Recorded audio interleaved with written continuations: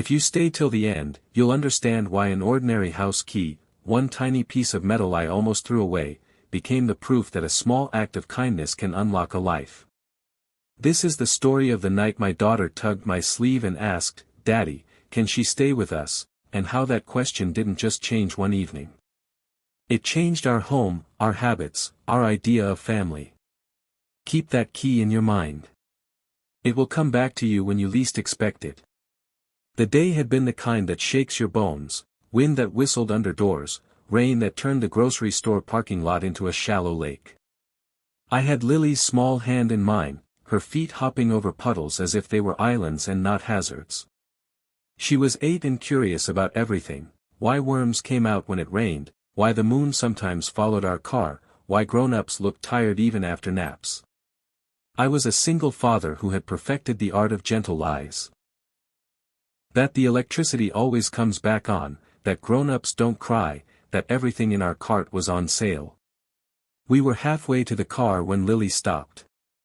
"Daddy," she whispered, pointing. There under the awning, wedged between a newspaper rack and a soda machine, sat a young woman with a red umbrella opened like a cracked shield. Her hair clung to her cheeks, her sneakers were the color of stormwater, and she held a small backpack like it was the last thing she owned that still had a heartbeat. People walked past the way people do when they feel a tug in their chest and tighten their coats instead of looking up. I was one of those people most days. Not proud of it, just honest. There's rent. There's the car payment. There's the worry that if you step into one person's need, you'll never find your way out again. Lily didn't move.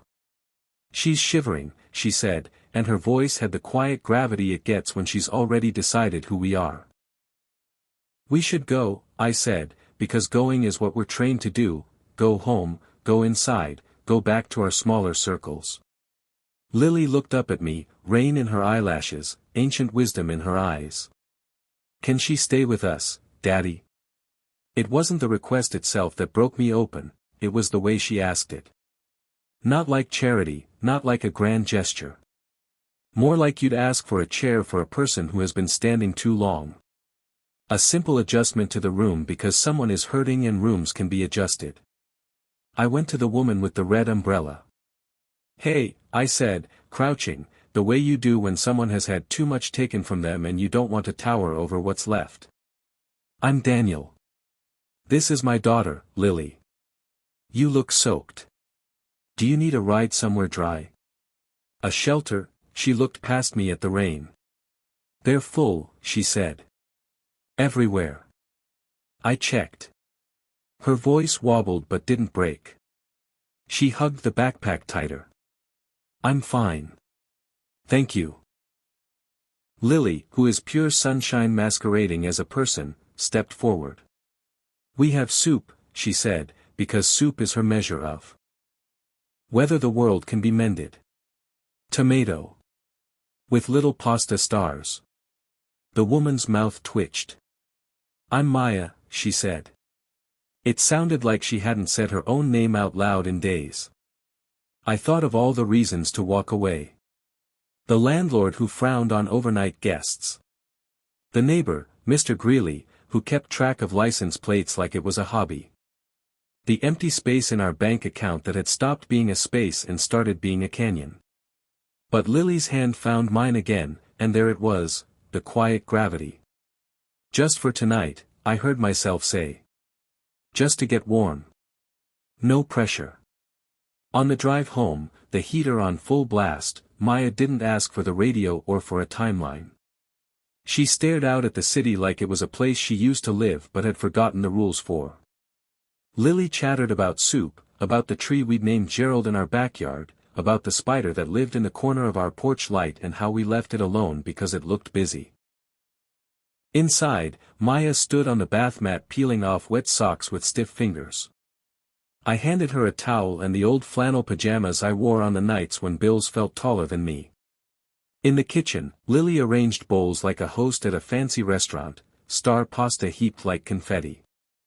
We ate at the table, the rain drumming the windows like a kind of audience. The house, which had felt too quiet since Lily's mom left 2 years ago, filled with the sound of spoons on ceramic, the scent of tomato, the small comfort of 3 chairs filled instead of 2. Maya thanked us 3 times, once before the first bite, once after the last, once as she stood to take her bowl to the sink. She moved carefully, like someone who had learned not to take up space. Lily handed her a pillow and a folded quilt like they were treasures. "You can have my room," she said. "I can camp in the living room. Daddy can't say no because I already set it up." I raised my eyebrows at Lily. She gave me a defiant smile. The kind that says fate is a thing you make when you are 8 and you love what you love. We compromised. Maya took the couch, Lily slept in a fort of chairs and blankets by my bedroom door. In the middle of the night I woke to muffled crying.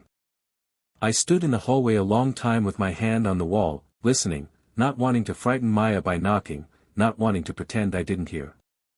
In the end, I brewed tea and set the cup by the couch with a note: "This house is a safe place tonight.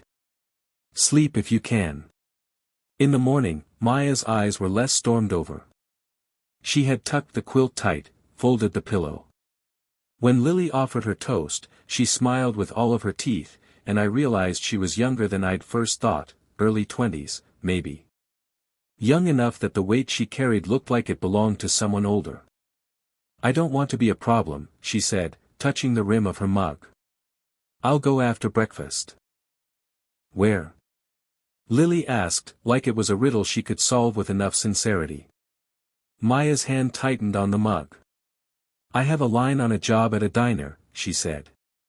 "They said I could trial if I got there clean and on time. But the shelters were full. I didn't want to go, unclean." "You can shower here," I said. "Use whatever. Then I'll drive you." She hesitated. Pride is the last coat we shrug off. "Okay," she whispered. The shower ran. The kettle whistled. Outside, the sky tried at blue. This felt like a scene you pass through on your way to the next hard thing.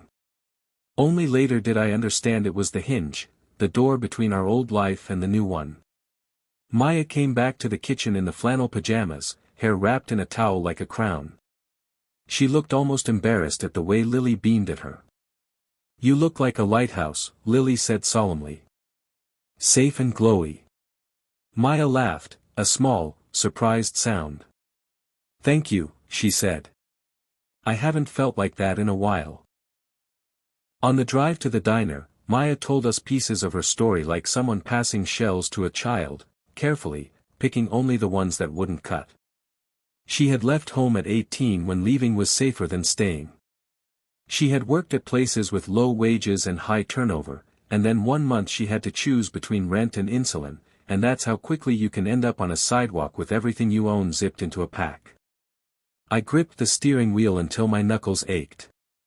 I thought of how close so many of us live to that edge, how a single medical bill or a single late paycheck can push you from inside to out. People like Mr. Greeley talk about choices.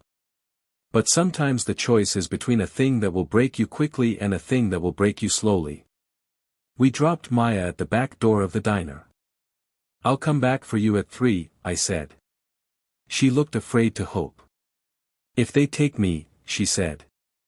"They'd be foolish not to," Lily chimed. We waved until Maya disappeared into the stainless steel glow. All day I felt like I was walking around holding a bird, careful, vigilant, aware of the fragile heartbeat of something that wasn't mine and also was. At 3, we parked across the street so Maya wouldn't feel watched.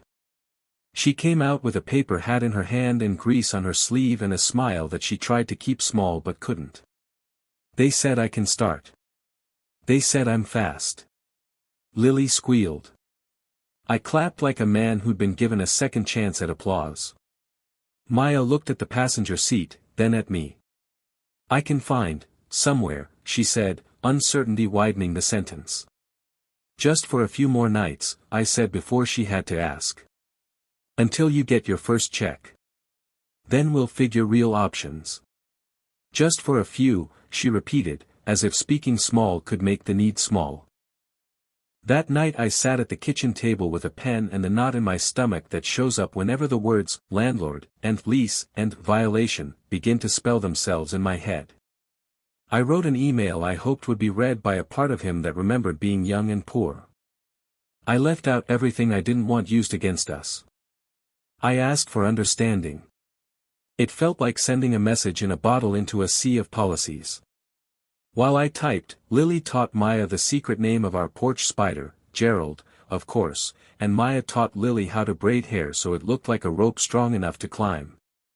Late, when the apartment was quiet, I found the old spare key at the back of the junk drawer, the one that opens our front door when you've locked yourself out. I almost tossed it in the trash because the lock was replaced last year and this key didn't match anything anymore. Something stopped me. I set it on the counter instead, heavy and bright in the lamplight, an object looking for a purpose. Hold on to that. We'll come back to it. If you measure life by neat chapters, you miss the parts where everything important happens between the lines. The weeks that followed weren't cinematic, they were quiet and stubborn. They were a trio of alarm clocks at dawn, mine for the delivery route I picked up, Maya's for the opening shift at the diner, Lily's for school, and the kind of determination that makes even math class a mission when you're cheering for someone. There were problems. Of course there were. The landlord, Mr. Haley, wrote back with a terse paragraph about occupancy limits and liability. I stared at the screen, the words like brick walls. I wrote again, a longer letter this time, asking for a 30-day grace period, offering a small increase in rent if needed. I attached the receipt showing I was only 1 day late last month, not a habit, just a glitch in the system of our survival. He didn't answer. The neighbor, Mr. Greeley, started counting visitors like constellations and muttering about loitering. He is not a villain. He is a man who is very afraid of change and calls that fear order. I tried hello. He grunted through the shrubbery. Maya's first paycheck came and it was smaller than we imagined because taxes are always a lesson you learn with your stomach. She bought groceries anyway, tangerines and rice and a single small plant lily named Poppy. It's for your windowsill, Maya said, placing it like an apology. So your home remembers it's alive. She also bought a cheap phone so she could confirm shifts. She typed in our address as home and then erased it, cheeks coloring, and wrote work instead. I pretended not to see. At night, after Lily fell asleep, Maya and I sat at the table filling out forms to get her a copy of her ID, hers had been lost 2 apartments ago, and to apply for an assistance program for insulin. The forms were long and asked questions that pry. The answers felt like turning your pockets out to strangers. But when we pressed submit, Maya exhaled like someone surfacing. There were bad days. There was the day a couple at the diner complained she was slow and asked for a different server, and Maya came home with a face full of apology she didn't owe us. There was the day her blood sugar crashed and she sat on our kitchen floor shaking while I read the instructions on a crumpled pamphlet and Lily handed me juice with the precision of a tiny surgeon. There was the day the landlord finally replied, telling us we had a week to resolve the situation or face penalties. That night Maya packed her backpack. I can't cost you your home, she said. You've been kind. That has to be enough. Lily stood in the doorway with her braids like rope and her eyes like alarms. You're not a cost, she said fiercely. You're a person. Maya wavered. I felt something large and old move in my chest, like a door unsticking. Stay, I said. We'll face Mr. Haley together. He's a person, too. Maybe he's forgotten. Maybe we remind him. The next afternoon, I took Lily out of school early the way you do for doctor's appointments and emergencies and, sometimes, matters of the heart. We went to the landlord's office, a place of beige carpets and framed certificates. Mr. Haley looked surprised to see a child and a man who had written 2 pleading emails standing with a young waitress in a borrowed coat. I could have argued law. I could have pointed out clauses and thrown around words like temporary. Instead, I told him the story straight. This is Maya, I said. She had nowhere to go. My daughter asked if she could stay. Sometimes a home needs to be about more than a contract. He looked at Lily, who was holding Poppy the plant like a talisman. He looked at Maya, whose hands were trembling. He rubbed the bridge of his nose the way people do when compassion is wrestling with policy. I can't set a precedent, he began. You can set a human one, Lily said, not unkindly. Silence stretched. Then he surprised me. 30 days, he said. Rent plus an additional fee. After that, she needs a place of her own. This is an apartment building, not, he stopped, gestured at Poppy. Not a greenhouse. A greenhouse helps things grow, Lily whispered. He pretended not to hear. We left with the paper that said 30 days and a figure I could meet if I picked up every extra route and if Maya took every dawn shift and if we let the idea of treats be the memory of a word. We did all of that. We did more. The diner manager noticed Maya's speed and her kindness to elderly regulars. He asked if she wanted to learn the register. She came home flushed with pride and greasy with bacon and smelling like coffee, and Hope I made Lily's lunch with an efficiency that would impress an assembly line. Somewhere between all this, we became a trio that moved around our small apartment like a practice dance. One washing dishes, one checking homework, one ironing a shirt so it looked more. Interview, then donation box. On a Sunday, when the light in our living room looked like it had been filtered through honey, Maya took the spare key from the counter. Does this fit your door? She asked. It's from the old lock, I said. Useless now. She rolled it in her fingers. I used to have a key to a place, she said. When you have a key, you don't have to ask to come in. You don't have to prove you belong. You just do. It's a small thing that changes big things. Lily reached for the key. We can make it the key to something else. What? Maya asked, half smiling. Our rule, Lily said, mind jumping to the very center of the universe. If we have more than we need, we pass it on. If we have exactly enough, we share the edges. And if we have less, we ask. Maya looked at me. I nodded. We kept the key on the hook by the door. It wasn't a door key anymore. It was a promise key. Day 29 arrived the way deadlines do, loud and then suddenly quiet. Maya had saved enough for a deposit on a tiny studio over a laundromat, the kind of place where the air smells like soap and steam and stories. She had 2 uniforms, a plant that Lily cut a baby sprout from, Poppy too, and a small stack of forms with approval stamps that had once seemed as mythical as unicorns. That night, we packed her backpack more ceremoniously than we had the night she tried to leave. We added a pan, for eggs, because you always make too many, Lily said, a mug, so the tea tastes like our kitchen for a little while, and a photo I printed of the 3 of us in front of Gerald's web. On the back I wrote, you are not a problem. You are a person. We are your people. At the door, Maya hugged Lily first, the kind of hug that says, you saved me, without putting that burden on a child. Then she turned to me. I won't forget this, she said. I'll pay it forward. I'll be the person with an umbrella someday. You already are, I said. She looked at the hook by the door. Can I take the key? She asked. It doesn't fit anything, I reminded her. I know, she said. But it fits me. We watched from the window as she walked down the street, red umbrella folded now against a sky that had remembered how to be kind. She turned once, lifted the key in a small salute, and tucked it into her pocket like a compass. Weeks later, we visited her new place. It was tiny and perfect. She had taped up the photo and put Poppy 2 on the sill.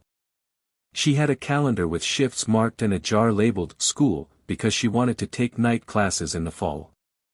On the hook by her door, the old key hung beside her new one. When she saw me notice, she smiled. One for the lock, she said, and one for the promise. When we left, it was raining again, but softer, like a blessing. Lily slipped her hand into mine. "We should keep helping, right?" she asked. "Right," I said. A month after that, there was a knock at our door. I opened it to find Mr. Haley, the landlord, looking awkwardly formal. "A new tenant moved in with 2 kids," he said. "Single mother. She's short one bed." "I remembered you," he cleared his throat. "Do you have an extra?" I thought of all the ways compassion returns, sometimes wearing the uniform of someone you thought was made of rules. "We have a mattress," I said. "And a set of sheets. And a note we can put in the pillowcase that says her home is a safe place tonight." He nodded, uncomfortable with the warmth in the hallway. "I can help carry it," he said. We did, the 3 of us, landlord, delivery driver, 8-year-old philosopher, carrying a mattress down 1 floor and into a room that did not yet know it was loved. When we left, Lily hung something on the new family's hook. It was a paper key she had cut from cardboard and wrapped in tin foil. She'd written on it in careful block letters, "This unlocks belonging." That night, after lights out, after dishes and forms and lists, I took the real key, the old one, the promise, and laid it on the table again. It gleamed in the lamplight the way it had that first week. I understood then what I hope you understand now: a key doesn't have to fit a lock to open something. Sometimes it opens a heart, a rule, a habit of walking past instead of walking toward. Sometimes it opens a home. Remember the hook I asked you to hold on to? The key that would come back to you? Here it is, returned with interest. Keep it somewhere you can see it, in your kitchen, in your car, in the pocket of your raincoat. Let it remind you that when someone asks, "Can she stay with us?" you have more choices than you think. You can set a human precedent. You can be the lighthouse. You can turn a useless key into a promise that fits the world. And on the nights when the rain threatens to turn the sidewalks into rivers, you can open your door just wide enough for one more person to step inside and remember their name.